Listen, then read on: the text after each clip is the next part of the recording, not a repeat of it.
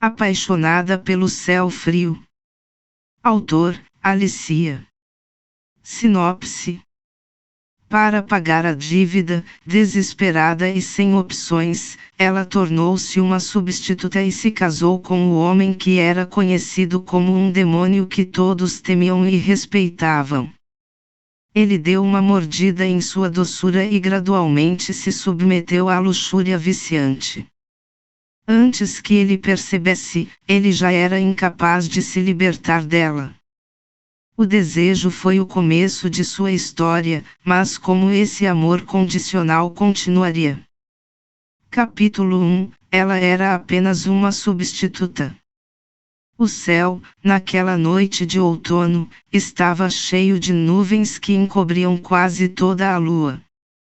No Hotel Vitória de 6 estrelas, o mais luxuoso da cidade, as atividades corriam em ritmo acelerado, já que José Fernandes, um empresário mundialmente famoso, o reservara por completo pela noite inteira.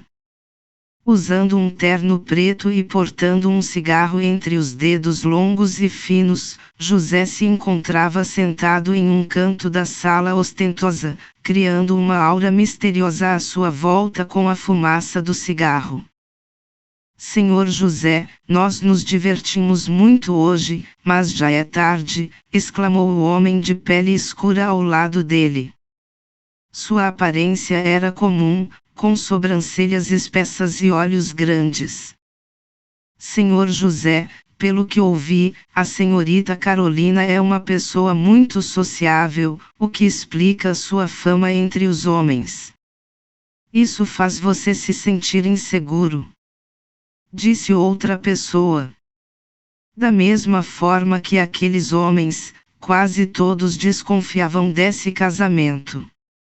No entanto, José estava disposto a se casar com a garota e, portanto, aos demais só restava usar a imaginação e criar fofocas. O empresário sorveu um gole de sua bebida com muita tranquilidade. Crespo Rabelo me deve uma grande quantia em dinheiro. Mesmo assim, ceder sua preciosa filha em casamento não é suficiente para me pagar, disse ele com naturalidade. Senhor José, isto quer dizer que Crespo está apenas tentando ganhar tempo. Isso significa que ele considera sua filha muito valiosa, disse o braço direito de José, Júlio Araújo. José, com a expressão séria de sempre, deu uma tragada no cigarro e disse: fique de olho em Crespo Rabelo, mas com cautela. Vou fazer da vida dele um inferno. Senhor José, você vai fazer da vida de sua esposa um inferno a partir desta noite? Perguntou outro homem, com um sorriso malicioso no rosto. Ou, por acaso, haverá algo especial? José nunca tivera a oportunidade de conhecer a filha amada da família Rabelo, somente tinha ouvido falar a respeito dela. Na verdade, poucas pessoas tinham conseguido vê-la até então. Senhor José, ouvi dizer que ela é linda e sensual. Os homens se sentem atraídos por ela, de maneira natural, porque ela tem uma energia que faz com que todos a desejem. Os homens que estavam sentados naquele sofá participavam ativamente da conversa, falando sobre a noiva enquanto ela não aparecia. Por outro lado, a mulher que estava sentada à direita de José tinha uma expressão chateada no rosto. Era evidente que ela odiava a mulher de quem todos falavam. Para mim, chega! Ela exclamou, não conseguindo mais se conter. Ah!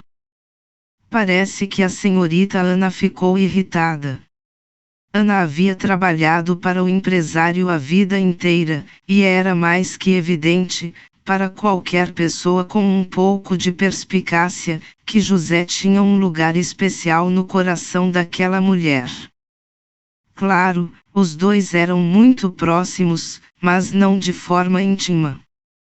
Ela não logrou se casar oficialmente com José para se tornar sua esposa, e agora outra mulher, chamada Carolina Rabelo, estava tirando dela, em definitivo, esta possibilidade.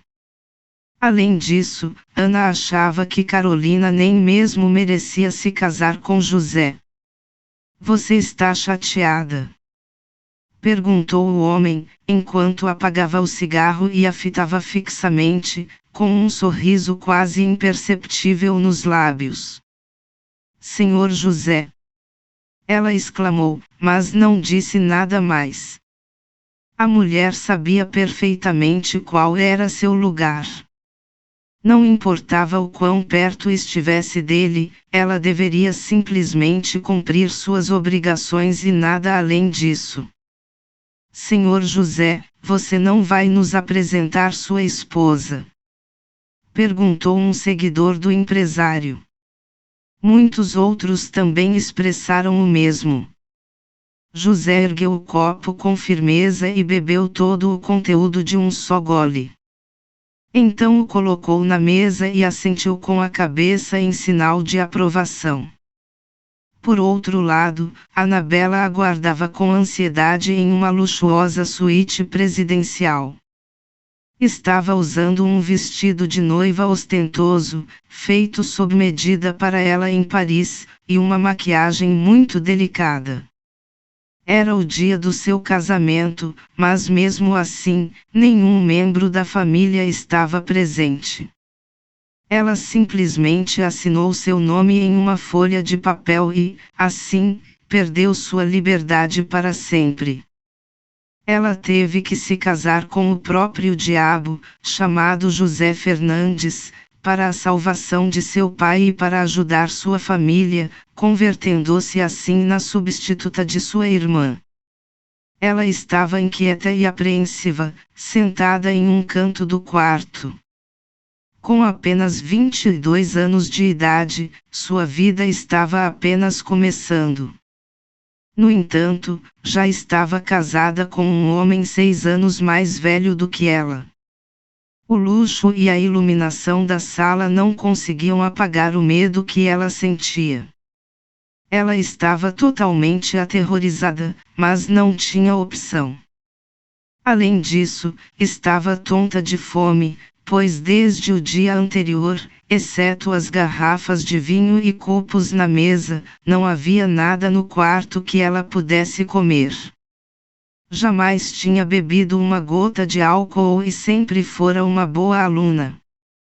Ela estava ciente de que desde o momento em que prometeu ser a substituta, tudo em sua vida havia desmoronado.